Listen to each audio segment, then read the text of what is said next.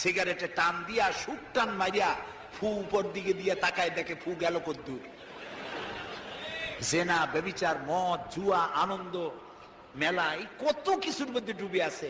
মাত্র 1.5 ঘন্টা লাগে, 24 ঘন্টার মধ্যে 1.5 ঘন্টা লাগে 5 ওয়াক্ত নামাজ পড়ার জন্য। মসজিদে আজান দেয় হাইয়া আলাস সালাহ, মুয়াজ্জিন কি কয়? মুয়াজ্জিন বলে হাইয়া আলাস সালাহ, এসো নামাজের দিকে। আপনি যদি জিজ্ঞেস করেন মুয়াজ্জিন চিল্লাও কেন, নামাজের দিকে আসলে কি হবে? মুয়াজ্জিন দ্বিতীয় পংক্তিতে বলে হাইয়া আলাল ফালাহ, এসো কল্যাণের দিকে। নামাজ পড়লি তোমার কল্যাণ হবে, মঙ্গল হবে, কপাল খুলে যাবে, তোমার ভাগ্য খুলে যাবে। আল্লাহর সিজদা দাও।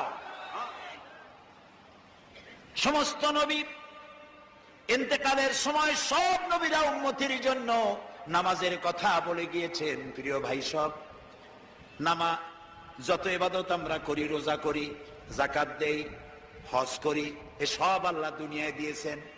নামাজের এত বড় গুরুত্ব যে আল্লাহ রাব্বুল আলামিন এই নামাজকে, আল্লাহ তার নবীকে আরশে আজিমে ডেকে নিয়ে নামাজ উপহার দিয়েছেন। গুরুত্ব কি কম না বেশি? কয় ওয়াক্ত দিছিলেন আল্লাহ মনে আছে? 50 ওয়াক্ত। মুসা আলাইহিস সালামের সাথে দেখা হলো, তিনি জিজ্ঞেস করলেন ইয়া রাসূলুল্লাহ, আল্লাহ আপনারে কি দিল উপহার? তিনি বললেন আমারে আল্লাহ 50 ওয়াক্ত নামাজ দিছে।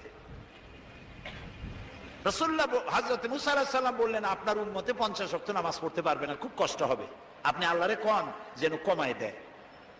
তিনি গেলেন, আল্লাহ তাআলা 10 ওয়াক্ত কমায় দিলেন।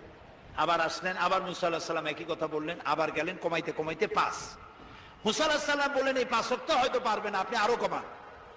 রাসূলুল্লাহ বললেন মুসা আলাইহিস সালামকে যে আমার পক্ষে আর সম্ভব না, আল্লাহ আমারে দিতে চায় আর আপনি খালি কোন কমান। আমার এখন শরম করে আল্লাহর কাছে, আমি কেমনে কই যে আরো কমান। রাসূলুল্লাহর এই মনোভাব আল্লাহ বুঝতে পারলেন। আল্লাহ রাব্বুল আলামিন বলেন আমার নবী, আমি তো 50 ওয়াক্তই দিয়েছিলাম, আপনার কনসেশনের দাবিতে আমি কমাতে কমাতে 5 ওয়াক্তই দিয়ে দিলাম, কিন্তু আমি তো বলেছি 50 ওয়াক্তের কথা।